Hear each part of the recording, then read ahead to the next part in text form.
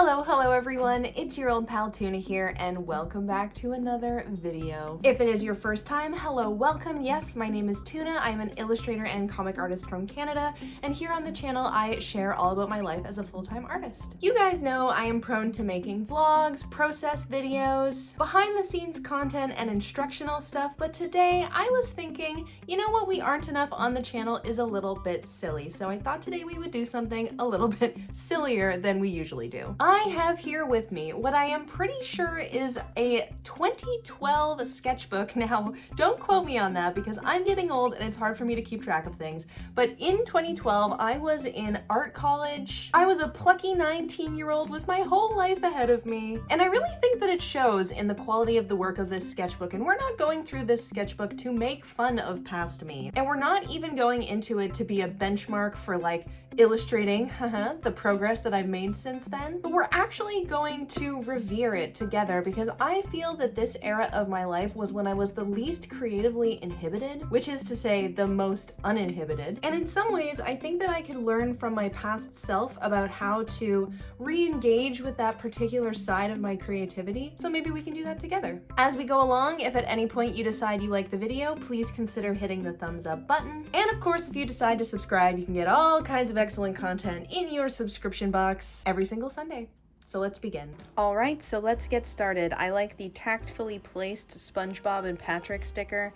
I really feel it adds to the cover. Now, the first thing you're gonna notice is how incredibly big this sketchbook is. And you're also going to notice that I do not waste a single drop of that space that is allotted to me. I don't usually work with sketchbooks this big. Right now I usually use a 5.5 by 8.5 inch sketchbook, usually the Moleskine brand, which is just much more easier to travel around with and take with me as I go places. But man, do I love seeing the maximalization of this entire sketchbook, and that's probably why it appeals to me so much. So I'll just kind of flip through here until I feel like I have something in particular to share with you.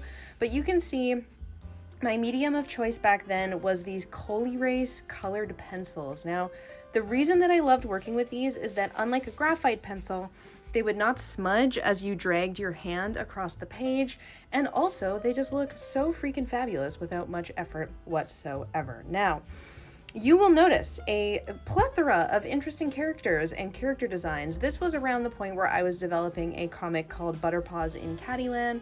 It was a webcomic. It was an animated webcomic that I published, I want to say around 20 pages of, back in the Smack Jeeves days, if that ages me at all. So all of the little kitties, most of the little character designs were kind of based or inspired by that. But one of the things about this that I love so much is how I was really willing to explore a lot of different shapes in my characters. I was much more of a character designer than I actually am now. And I focused a lot on shape and silhouette, like you can see here, in order to differentiate between all of my characters. And this was also the time when I was in art school, so stuff like this was, I remember, a composition experiment where you were like taking photographs and then sketching them out to understand the different types of compositions that were used. And this one, I don't remember what this one was, but it was definitely something for art school, that's for sure. Now, art school, by the way, I went for one semester to an official illustration and design program. I dropped out after just the semester, and I ended up trying an after-school kind of program, like a adult extended education program after that. But ultimately, I just am stubborn and pretty self-sufficient when it comes to learning in terms of what's available online, so I just didn't last in the academic environment. But I still appreciate what I was able to take away from it to this day. Even using these colored pencils, something that I didn't do a lot back then was erase. If you've watched any of my more recent sketchbook videos, you'll notice that that is something that I actually never do. I almost always use a gel pen in my sketchbooks to do my illustrations, so I don't erase anything. And if you look closely, there's not a ton of erasing that's going on here either, but I am utilizing some, you can see like there's a crosshair in this character's face that's much more faded than the rest, so I'm using the weight of the pencil to explore before putting in my final lines. And I do still use these Collages pencils sometimes. I don't think it's Collages, it's actually Pilot Color Eno, which is a colored mechanical pencil, but I really do want to get my hands on some more of these Collages style sharpen pencils, because there's something about a pencil with a lead through it that gives you a lot of interesting like line weight. Like when you press really hard, you can get like much thicker lines versus something dainty, whereas with a mechanical pencil, it pretty much looks the same no matter what you do, or you snap your lead, one or the other. I obviously take a lot of notes in my sketchbook as well. That's also something that I do to this day. I think that this was around the time when I was establishing a lot of my sketchbooking habits. But as I mentioned, I was also drawing so many more characters than I do now. And I am a comic artist. I've illustrated multiple graphic novels, so I get to own that for the rest of my life. But I am actually not really working on any comics work right now. And I think that that's reflected in the type of sketching that I do in my sketchbook currently, which is more production artwork and concepting for final products, which is where I spend most of my time these days. I think this was also the heyday of having OCs. Obviously, having OCs is not an age-based thing, but back in the day I had a lot more OCs than I do now, and some of them, including this character, were ones that I turned into BJDs. I don't know if you know that I'm obsessed with Monster High now, but back when I was younger and the Canadian dollar was a lot stronger, I collected ball-jointed dolls, and I would make little OCs and dress them up and buy them wigs and do their face-ups and all that jazz. And then that, doll side of me went to sleep for like a decade, and here it is, back out, completely consuming everything that I know. I will point out that even back then I did a lot of like realism, I forget what the word is, gesture drawing, figure drawing, that sort of thing. So this would be my own hand that I was using as reference, and I think that it's very important from a very young age to start learning foundations as well as learning to stylize, because if you have good foundations, your stylization is going to be a lot stronger. Something interesting is that this character in particular is one that I still have to this day. Her name is also Tuna. It's kind of confusing, but this is based on a story called Space Case that I've successfully done a couple of short comics about, and I had a graphic novel in the works, but the deal that I had to be paid to do it unfortunately fell through, and I simply don't have the time in my schedule to complete a comic that is not paid work, but fingers crossed that one of these days I'll be able to get back to it.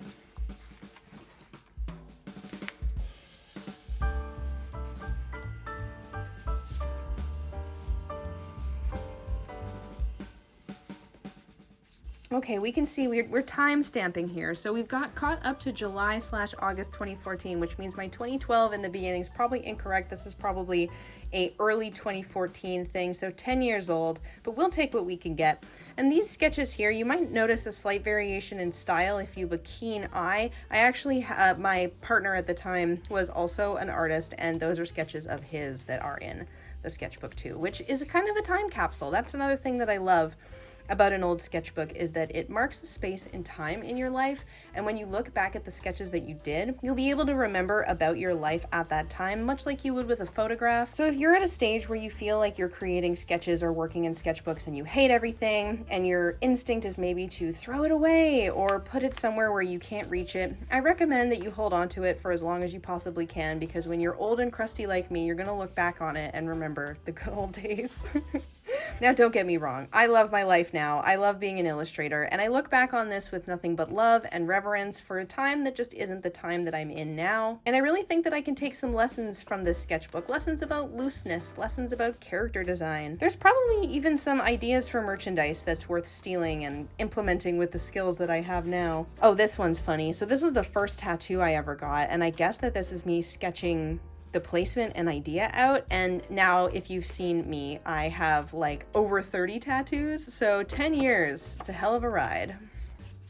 Now this is an example of a great character. This was a design for the first commissioned comic that I did, which was with my friend Joey, who I met through Craigslist. He was looking for comic illustrators to work on a project. I think he paid me $50 a page for black and white pages, which was a pretty good rate, all things considered back in the day. And working with him led to collaborating on not one, but two graphic novels from that point forward that we did crowdfund. So yeah, a moment in time, something to remember. Kind of love this character with the Venus flytrap hair, like might have to steal that.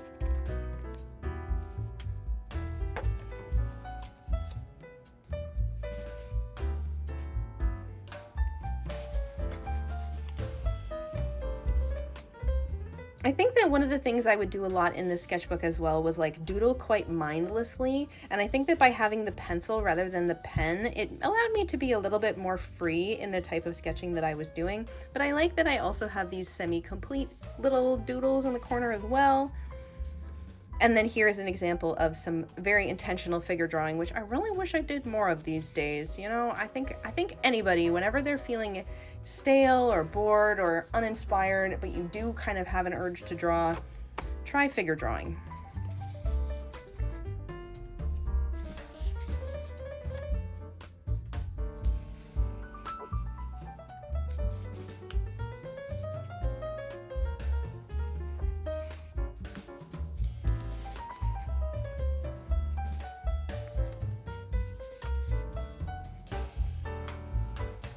This is kind of a funny one too. Who is me? Rachel and Tuna. This is like a bizarre, I don't know if you've ever had like an alter ego.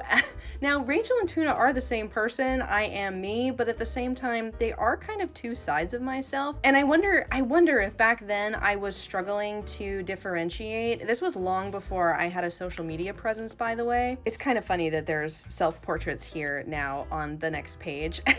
From back when I had long hair, also a fossil from my past reality. But you know, I was learning a lot about the world and a lot about my life back at this time. And I think that you can kind of see that through the sketching that I was doing, because it was a lot of learning, it was a lot of playing. And now that I'm in my 30s, it's less learning and less playing and more just doing. I love that there's a sketch of Flapjack here. I don't know if you guys know, I'm gonna use this opportunity to plug The Marvelous Misadventures of Flapjack, which is one of the best animated TV shows ever made. I feel like it falls totally under the radar in the in the cast of the Adventure Times of the world, but if you've never seen it, it's probably somewhere online because it was never released on DVD, and I don't know about streaming services, certainly not here in Canada. Go check it out. It's just absurd comedy, and it's what we named our kitten after. And I think it's kind of funny to mention too, is around this time I was starting to do conventions for the first time, and I was doing a lot more fan art back then, which is something we kind of talk about here on the channel here and there. And I guess I was thinking about some like scenic postcards for different cartoon worlds like Beach City and Stormalong and Gravity Falls and the Candy Kingdom. And again, good ideas. I don't think I ever followed through on that, but you know, I would probably buy that sort of fan art even to this day.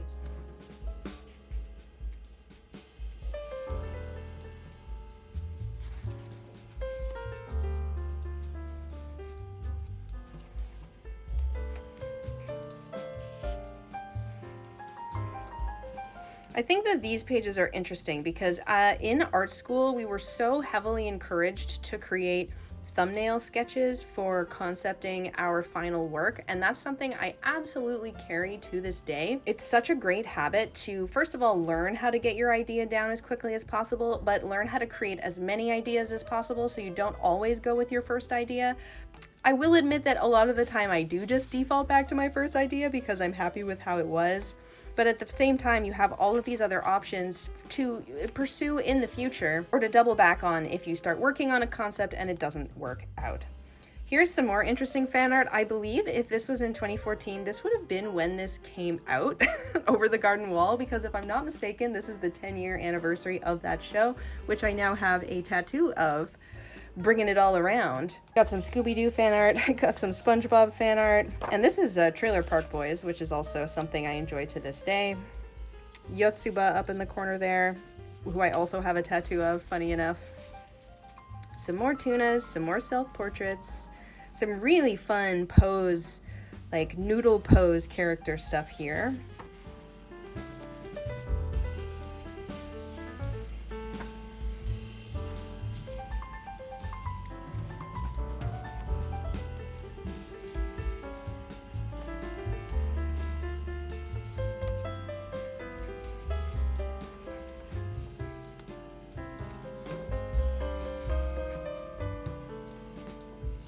And this was my Steven Universe Sona, Gem Sona, is that what we called them back in the day? I believe their name was Watermelon Tourmaline. Oh, simpler times. Oh, here's a gem. This is a photo of me. This is not of this time. This is a photo of me when I was in 2008, so I would have been like 15 with one of my ball jointed dolls.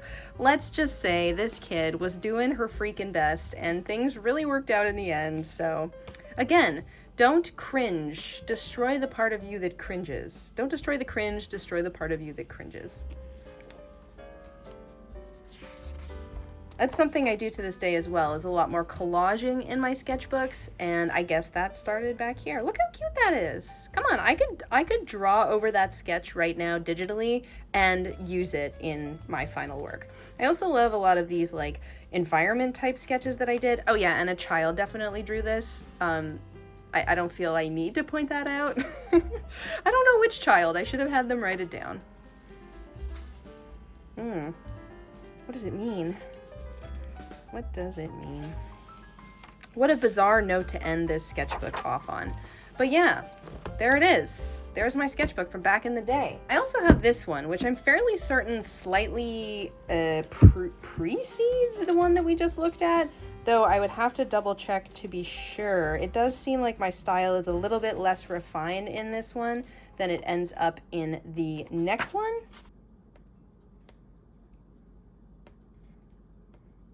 I'll sort it out later. But anyway, that's it for the top-down view. Let's get back to the other tuna. Thank you so much for taking this tour with me. I hope this can inspire you to dig back into some of your old catalog of work. Maybe find those gems, that inspiration, something that you've lost along the way. And if you feel like you're currently in your 2013 era, like, enjoy every step of it, because as much as I love being a full-time illustrator, once you have to use your skills to put food on the table, you know, things just change a little bit. Thank you so much for joining me here today. I'm gonna give a quick shout out to all of my patrons over on Patreon in my snack pack, who are the ones directly supporting the channel, allowing me to take the time to create these videos and upload for you. While I am actually away on vacation, let's go pre-upload schedule. A vacation that is partly paid for by these people, because these are the ones who are keeping my business running. Some of them are subscribed at a $1 tip jar tier to get access to all kinds of interesting things like extra video content, digital downloads, as well as a back catalog of 8 years of content. Yes, I have been running my Patreon for 8 years now. And some of them are subscribed at $10 or $25 tiers to receive mailable rewards every single month. Right now, we are doing a trip to Japan theme, which is where I am right now as you're seeing this video, and I'm doing things a little bit differently, where I'm going to go to Japan, I'm gonna get super inspired, I'm gonna create all of the rewards based on my trip there. I'll be revealing the sticker sheet reward right around the time that this video comes out, so please go over to Instagram, find me there where I like post the most frequently, I guess. If you enjoy the vlogs in particular, I post like stories throughout the day of what I'm up to and working on. But anyway, I hope you'll consider subscribing to Patreon, checking out the rewards that are available this month in September, because I literally could not do what I am doing right now without all of these people. One last plug for my shop over at artbytuna.com/shop. And that's all I have for you today. Stay sparkly, don't let the cruel world dull your shine, and I will see you next time. Bye.